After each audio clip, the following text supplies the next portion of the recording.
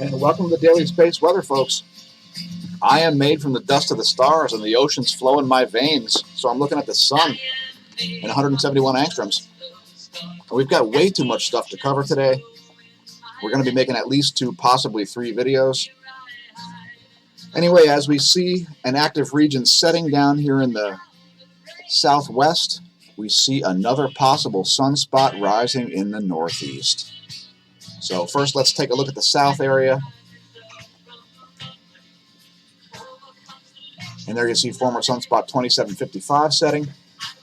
And we're looking at 10 hours of the sun here on January 14th, Tuesday, 2020.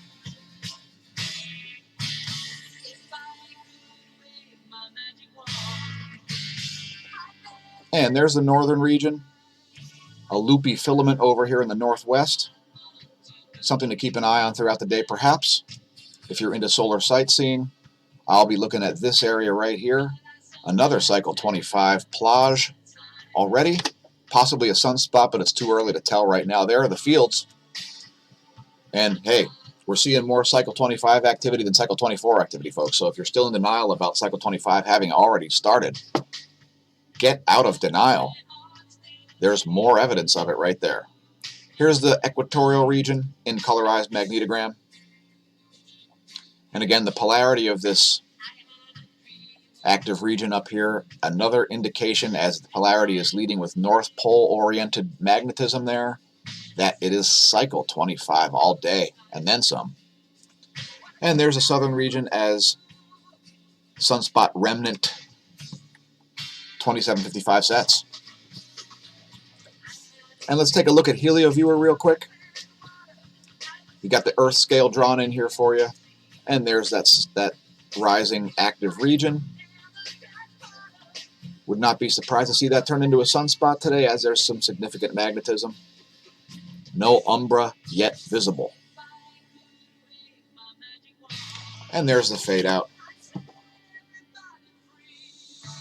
And we'll look at the GOES X-ray imager real quick, as we should see some bright regions on there due to that active region rising in the northeast.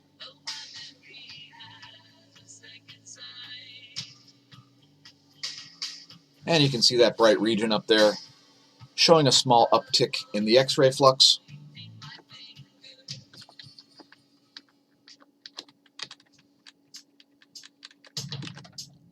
And there's that X-ray flux data. And it looks like the GOES 16 long just coming off the floor there. 10.7 centimeter radial flux still at 72. And I just wanted to take a moment to talk about the thermosphere, which is kind of, you could call it the most upper atmosphere, the part that's directly influenced by solar activity.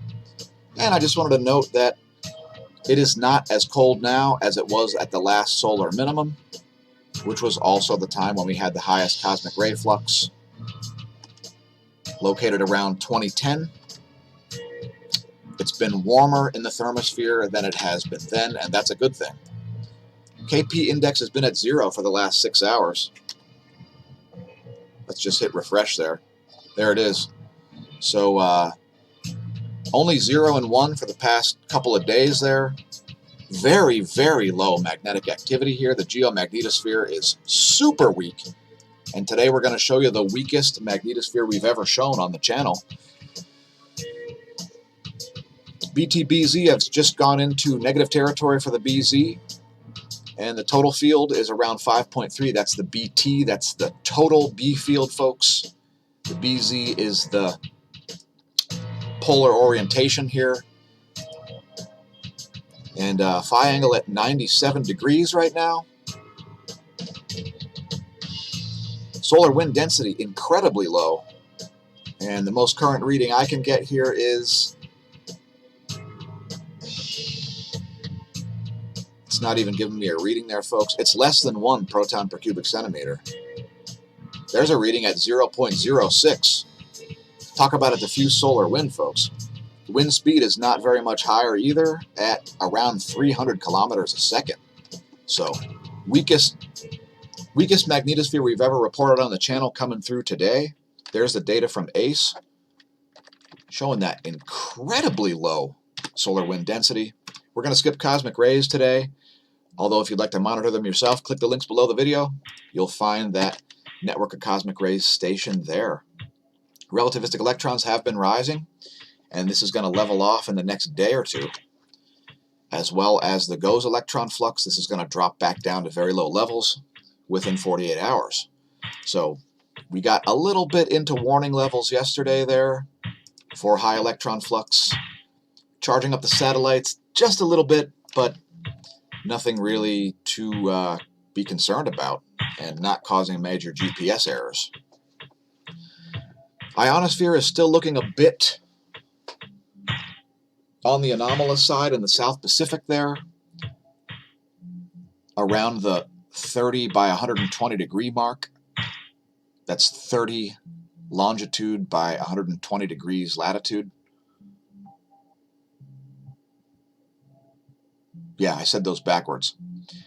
120 degrees longitude by 30 degrees latitude. You see there's major charge disparities in here. It does have something to do with the South Atlantic anomaly, but we don't always see that.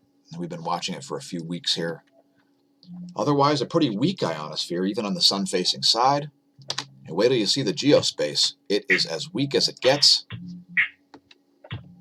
at least as weak as we've seen, to the point where it's off the bottom of the scale.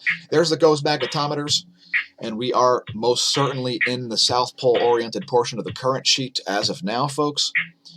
It took its good old time getting there, and most certainly in there now, and we've got up-to-date data on the GONG 2, which we are going to now. And there's the newest data, which is only an hour and 13 minutes old. And you can see the Earth's field force line snapping into the red region there right in the last frame or two.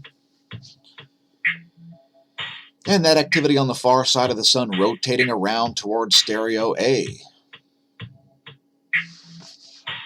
Since surface features on the sun rotate independently and have nothing to do with the location of planetaries. In other words, planetary location has nothing to do with solar activity, folks. Sorry to say it, it's correlated, it's not causal, and we're only interested in causal data here. Anyway, there's the last bit of data, and it's actually showing no magnetic field force line from Earth to Sun, which means it's almost certainly across onto the South Pole-oriented portion of the sheet, depicted here in red, passing from the green portion, which is the North Pole portion of the sheet, charged by the north poloidal field of the Sun. And remember, folks, the plasma aligns to the fields, not vice versa. In other words, the plasma isn't the fields. The plasma aligns to the magnetic fields, the same way sunspots do. Let's move on to where the planets are indeed located, and they're all on the opposite side of the Sun. Although Venus is swinging around, there's where we'll see things in about a week, approaching the next new moon, and a conjunction with Venus. If you'd like to make yourself a sky chart, check out in-the-sky.org. Come up here, click on charts, click on all sky charts, put in your location. If you've got a low horizon, go out and take a photograph with your telescope of Mars. Or perhaps a video, who knows. Now let's get to the magnetosphere and talk about a weak magnetosphere. We're going to show you pressure last, as there practically is none. And here's the velocity, and you see fairly high velocity here depicted in yellow. As guess what, folks? The shields are down.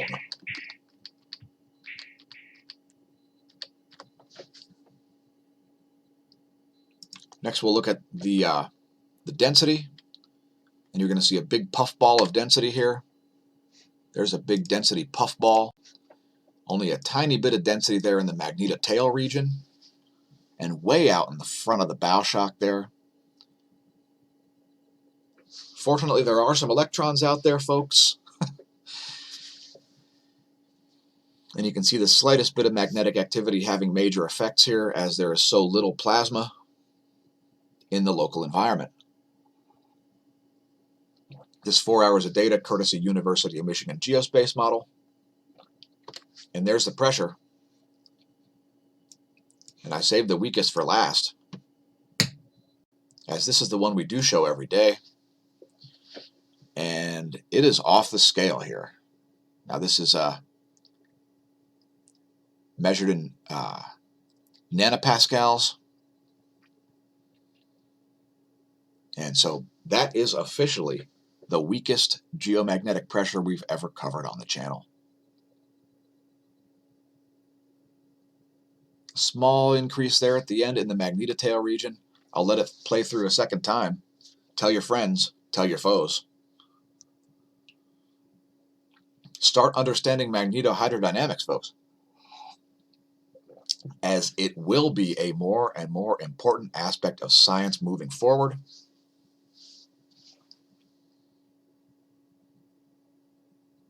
And we're going to play the geospace ground magnetic perturbations, as there are some minor ones. Geospace delta B, changes in the Earth's B field. I thought I already had it loaded. I apologize for the delay. And there are the geospace ground magnetic perturbations. Not very many to be seen there. And it is a good time to be looking at these, as you see the main perturbations there over the net pole, which is east of Greenland. And it's looking fairly normal up there, although the South Pole appears to be creeping into the southern Indian Ocean. And we do have two North Poles, if you weren't aware, folks. Welcome to the Polar Excursion, the Neo-Renaissance, as we attempt to find a unified theory of physics. And let's take a look at the earthquake rundown. There's a deep quake in Papua New Guinea at 128 kilometers and a 4.7 magnitude.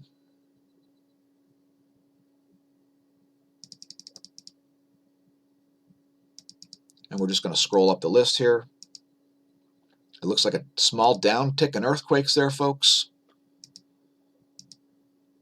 as Puerto Rico continues to get hit with aftershock after aftershock. Keep those folks in your prayers, as it is a mess down there. Let's hope they don't receive any other nearly 6 magnitude quakes, as one of their aftershocks was a 5.9 magnitude. There's a 4.8 at Fiji. That one at extreme depth, 552 kilometers. And this region right here, north of New Zealand, is by far the deep earthquake capital of our planet. And no quakes in the past 24 over 6 magnitude, folks. There's a small deep quake at Alaska. And there's one at the Philippines, as we've seen volcano Taal erupting, producing a tall plume of ash and lava fountaining and all kinds of things like that. That 4.6 magnitude quake at 111 kilometers depth. Let's check out the location of that, see if it's located anywhere near Taal, and indeed it is not. We'll show you where that is in a moment.